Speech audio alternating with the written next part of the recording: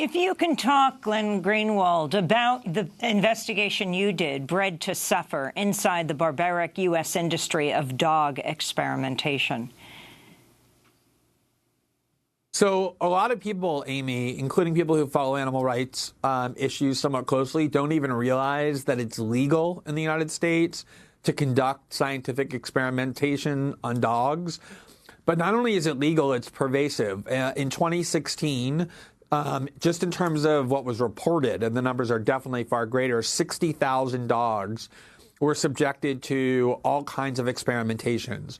Not just medical experimentations where pathogens are injected into their brains by drilling holes in their head, but where they're force-fed commercial products like laundry detergent right into their stomach using oral gavage, the same technique used to make foie gras, in which just placed into their stomach are commercial products that cause them to vomit and go into seizures and comas, just for pure commercial testing. And even researchers say that most of the time these experiments produce little to no value because the physiology of dogs is so much different than that of humans. And there are far better methods, such as stem cell research, that provide much greater information. But there's an entire industry in the United States that has no purpose but to breed dogs into life. They create life.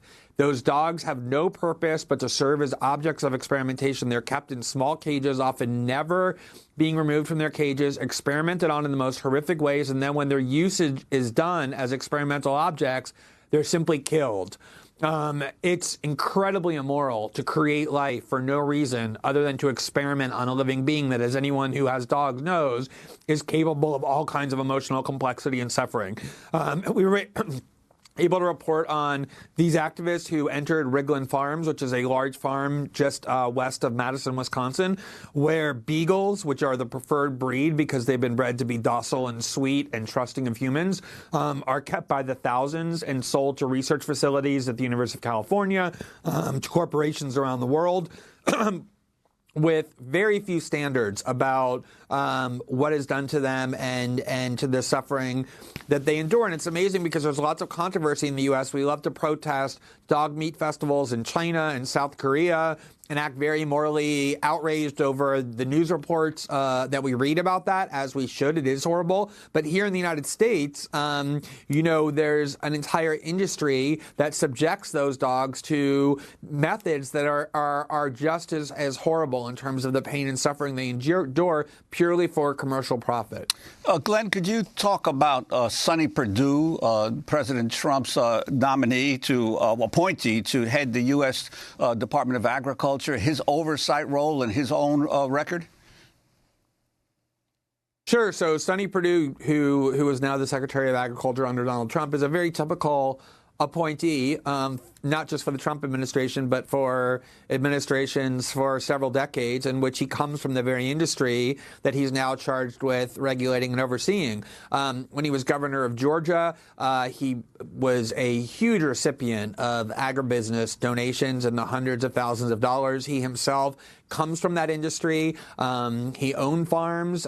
He was, I believe, a veterinarian or a scientist who cared for animals, but then in his adult life started profiteering off of agribusiness, and then became a favored candidate of that industry, and that's the reason that he was chosen. And it's amazing, Juan, the Secretary of the Department of Agriculture, like all cabinet agencies, has within it an inspector general whose job is to investigate its own agency and determine their own compliance with the law. And every 5 years, starting in 1995, then 2000, 2005, 2010, 2015, the inspector general has said the same thing, which is that the Department of Agriculture's enforcement of even the minimal treatment requirements for animals who are subject to experimentation, including dogs, has been so lax and so permissive that there's no incentive for corporations even to abide by the law, because even when they purposely and systematically violate it, they barely get fined at all. And like so many things, it's gotten somewhat worse under the Trump administration, but it's a continuation of what's been going on for decades in this country when it comes to the treatment of animals for corporate profit. And Sonny Perdue is just a really vivid example of the revolving door sleaze that is corrupting our democracy and corrupting Washington, because it's sort of, exactly like putting the people who are most vested in allowing these industries to get away with things in charge of enforcing the laws that apply to them. Glenn Greenwald, I wanted to turn to a video produced by PETA, People for the Ethical Treatment of Animals, about their investigation into dog experimentation by Liberty Research Incorporated. If you were to drive by this cluster of buildings, you might never imagine the pain and misery behind their walls. Dogs with holes drilled into their heads, cats suffocated under flipped-over litter boxes, dogs injected with insecticides. This is what was documented by a PETA eyewitness at Liberty Research, a laboratory hired by companies to conduct experiments on hundreds of dogs and cats each year. Liberty also breeds thousands of animals to sell for experimentation to veterinary pharmaceutical giants, government agencies, and universities. Hundreds of animals at Liberty are treated like inanimate laboratory tools and forced to suffer in experiments each year, even when well-established non-animal methods are available. In one experiment, young dogs were injected with megadoses of an opioid. They became lethargic and refused to eat. In another experiment, a drill was used to bore holes into the skulls of 30 dogs so that distemper virus could be injected into their brains. Some dogs whimpered during the painful procedure, indicating that they were not properly anesthetized. A senior worker said that one of the dogs repeatedly banged her head on the cage floor, and others foamed at the mouth or had seizures. In an experiment sponsored by Intervet, a subsidiary of Merck, workers injected an insecticide into dogs. Liberty's clients include Mariel, Bayer, Merck, the USDA, Michigan State University, and the universities of Pittsburgh, Florida, and Louisville, among others.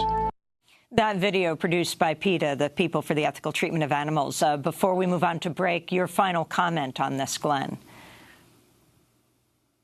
So, I think that we need to have a reckoning with ourselves about what it is that we believe we're willing to permit when it comes to the treatment of living beings with the capacity to feel pain and suffering. There's a wide range of debate about whether you should be a vegan or a vegetarian or whether it's morally permissible to eat meat, but you can set that debate aside for these purposes. And I think we should all agree that the kind of gratuitous torture that is being imposed on a corporate and systemic-wide basis in the United States on all kinds of animals is just morally unconscionable and shameful, and we all have the responsibility to put a stop to it. Glenn Greenwald, we're going to break and then come back to talk to you about other issues, from the Mueller investigation to what's happening with Julian Assange. Is Ecuador trying to force him out of the embassy in London? Glenn Greenwald, Pulitzer Prize-winning journalist, back with him in 30 seconds.